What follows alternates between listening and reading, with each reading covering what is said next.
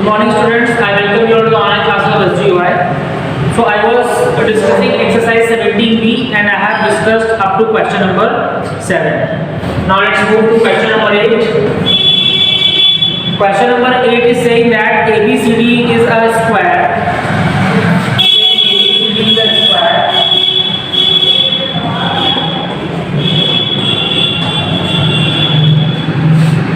If AB is equal to 3x minus 8 centimeter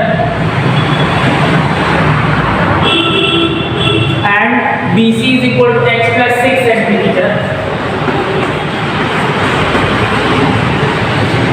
then they are saying find the value of x and find the length of each side of a square. Okay?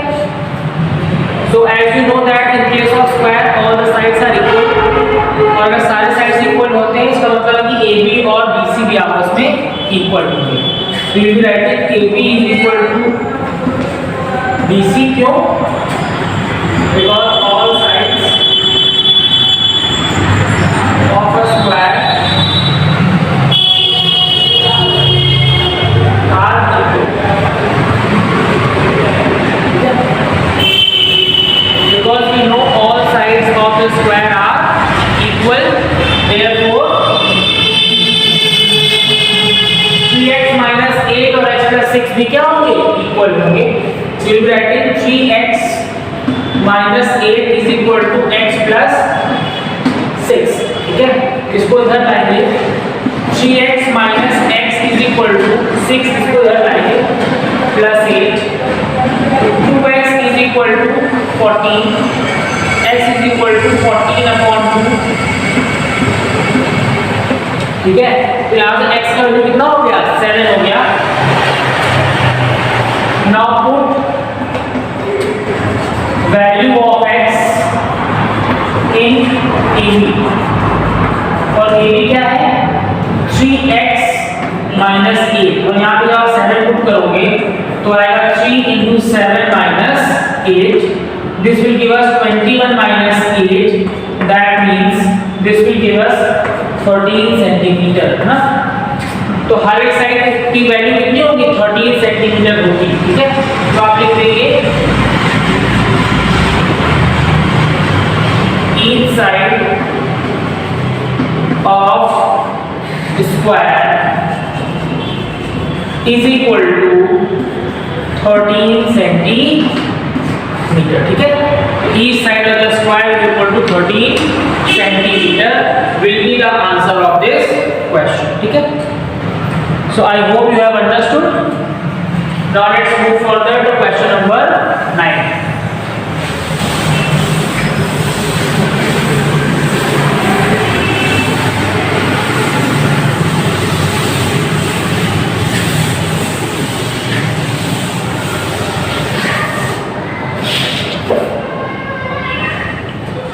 Now question number 9 is saying that if the diagonals of the parallelogram are equal in length, show that the parallelogram is a rectangle. Question number 9. It is being said if the diagonals of the parallelogram are equal in length. तो first of all आप parallelogram draw करेंगे.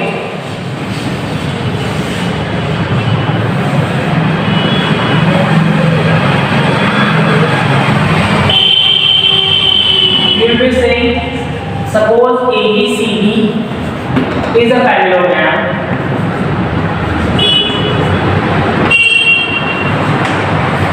Yeah. If ABCD is a parallelogram, and we know that कि parallelogram के diagonals equal नहीं होते, लेकिन question में आपको given है कि parallelogram के diagonals आपस में equal हैं. तो आप लिख देंगे given क्या है आपको? given है AC is equal to BD. AC is equal to BD जो है आपको क्वेश्चन में ऑलरेडी गिवन है. सपोज ये पॉइंट O है and you know that diagonals of the parallelogram bisect each other.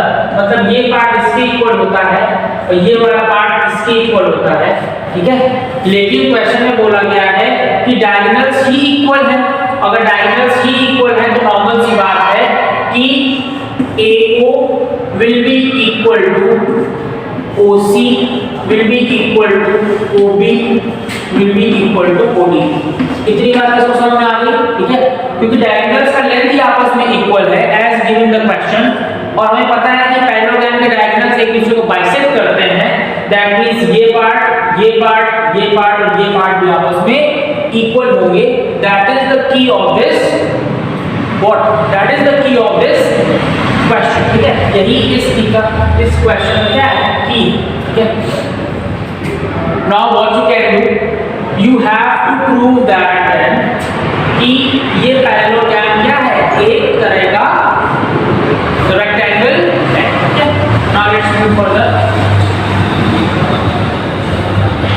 How we can do this, ये आप कर सकते हैं जब प्रूव करते हैं ये एंगल की 90 है, ये एंगल की 90 है, ये एंगल की 90 है और ये एंगल की 90 है। अगर ऐसा हम प्रूव कर दें तो हम प्रूव कर पाएंगे कि ये पैरेललोग्राम एक क्या है, this parallelogram is a rectangle, ठीक है। चलिए तो हम क्या करते हैं, इस एक एंगल को x लेट कर देते हैं, let this angle is equal to x, तो हम बोल देंगे let angle OAB is equal to x। हमने मान लिया कि एंगल OAB कितना है, x है। नाउ अगर एंगल OAB x है तो नॉर्मल सी बात है एंगल OBA भी x होगा, why, क्योंकि ये दोनों साइड्स क्या है, इक्वल, और इक्वल साइड्स के सामने वाले एंगल्स भी क्या होते हैं, इक्वल होते हैं। तो आप लिखेंगे देयरफॉर एंगल OBA ये भी कितना हो जाएगा, x हो जाएगा। Angle OBA will be also equal to x degrees, ठीक है। नाउ अब क्या करना है, क्योंकि ये x है, ठीक है, क्योंकि ये x है और ये एक ट्रांसवर्सल लाइन है, ये ट्रांसवर्सल लाइन है, ये दोनों लाइंस पैरेलल है, ये दोनों लाइंस पैरेलल है, तो नॉर्मल सी बात है कि जब ये x है तो ये वाला एंगल भी x हो जाएगा, ठीक है। तो ये वाला एंगल भी x हो जाएगा कि नहीं हो जाएगा, तो आप बोलेंगे देयरफॉर एंगल, देयरफॉर नहीं, अब आप लिखेंगे एंगल ACD जो है वो भी x हो जाएगा, क्यों, क्योंकि वो अल्टरनेट एंगल है, क्योंकि वो अल्टरनेट एंगल है, क्योंकि वो एक अल्टरनेट एंगल है, ठीक है। अब आप देखो ये वाला अगर एंगल x था तो ये वाला एंगल भी x हो जाएगा, क्योंकि ये भी कैसे एंगल्स हैं, अल्टरनेट एंगल्स हैं। तो आप बोलेंगे एंगल ODC या आप बोल सकते हो BDC, angle BDC will also be equal to x, क्योंकि ये कैसे एंगल्स हैं, अल्टरनेट एंगल्स हैं।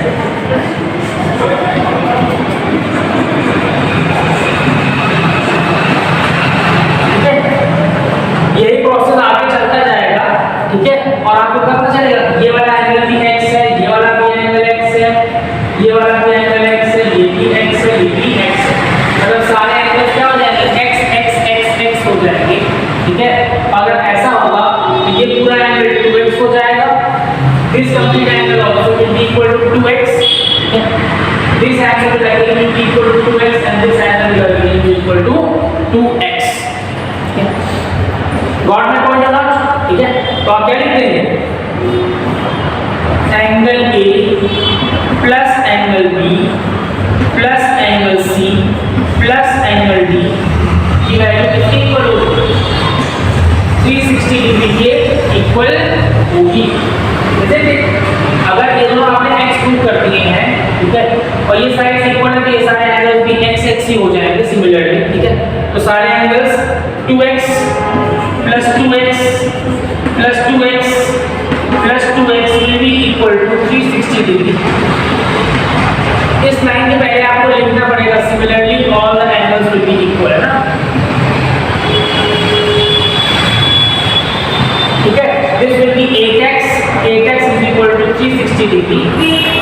तो नॉर्मल सी बात है कि x की वैल्यू कितनी हो जाएगी, 360 degree upon 8 that will give us 45 degree. अगर x का वैल्यू 45 है एंड वी नो कि एंगल A कितना है 2x, angle B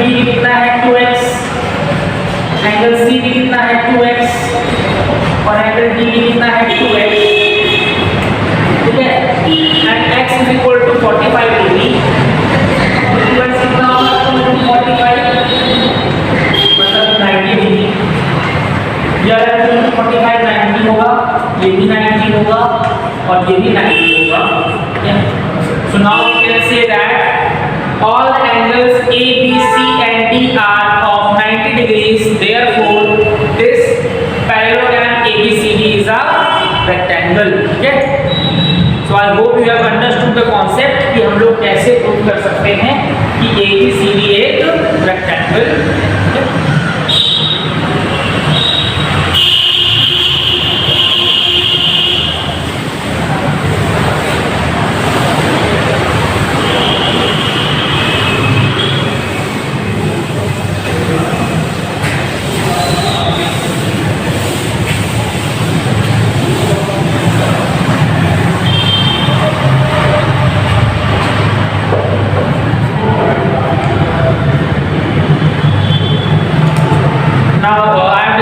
Question number 9. Now I will be discussing the property of one more figure.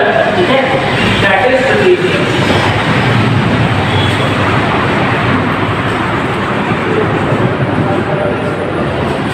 So you should be knowing कि trapezium क्या होता है. Trapezium is that quadrilateral which has one pair of parallel sides and one pair of non-parallel sides. ठीक है. Trapezium क्या होता है? Trapezium is that figure or that quadrilateral which has one pair of parallel lines and one pair of non-parallel lines. कैसे? A, B, C and D. AB is parallel to CD.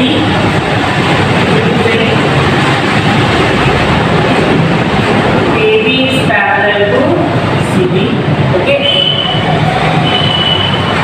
but AD is not parallel to this. From here we can say that a quadrilateral which has one pair of parallel sides and one pair of non-parallel sides is termed to be as trapezium. This also has two diagonals.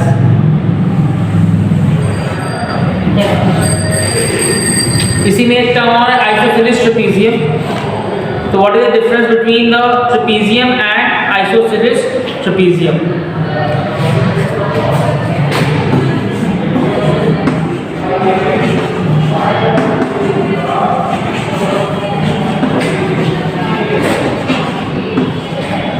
So what is isosceles trapezium?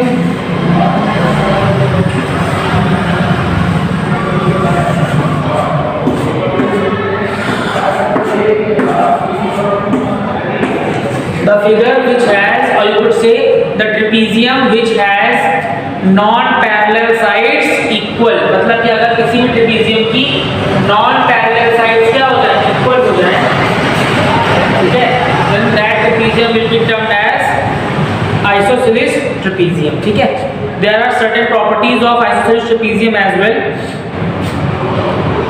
Angle A or angle D are supplementary. We can say that adjacent angles are supplementary. Normal सी बात है, वो तो इसमें भी follow होगा कि adjacent angles क्या होंगे, supplementary होंगे. Why? क्योंकि ये लाइन पैरेलल है एक दूसरे के और ये लाइन एज अ ट्रांसवर्सल काम कर रही है, तो नॉर्मल सी बात है कि adjacent angles क्या होंगे, supplementary होंगे. तो एक प्रॉपर्टी आपको लिखनी जो दोनों में एप्लीकेबल होगी कि adjacent angles are supplementary.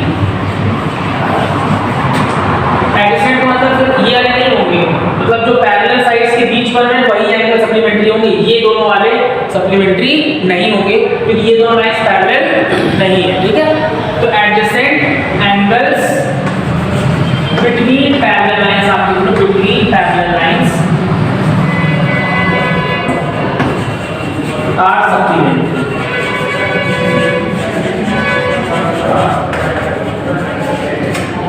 ठीक है, दैट मींस कि जो एंगल ए होगा प्लस एंगल डी होगा that will be equal to 180 degree, मतलब angle A plus angle D will be equal to 180 degree.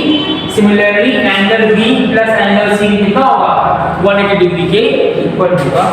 Angle B plus angle C will also B equal to 180 degree, पर लेकिन ये नहीं होगा कि a plus b will not be equal to 180 degree, ठीक है।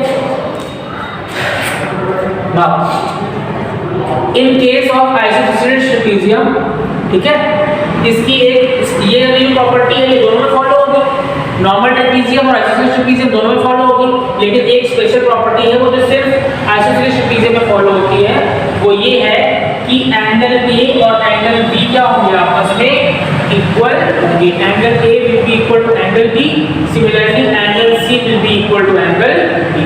तो आप लिखते हैं angle A is equal to angle B and angle C is equal to angle B. ये किसमें होता है? ये सिर्फ और सिर्फ आइसोसेलेस ट्रेपेजियम में ही पॉसिबल होता है। You have to remember the two properties regarding the trapezium and isosceles trapezium. So that is all in today's class. We will be moving further in our next class. Thank you.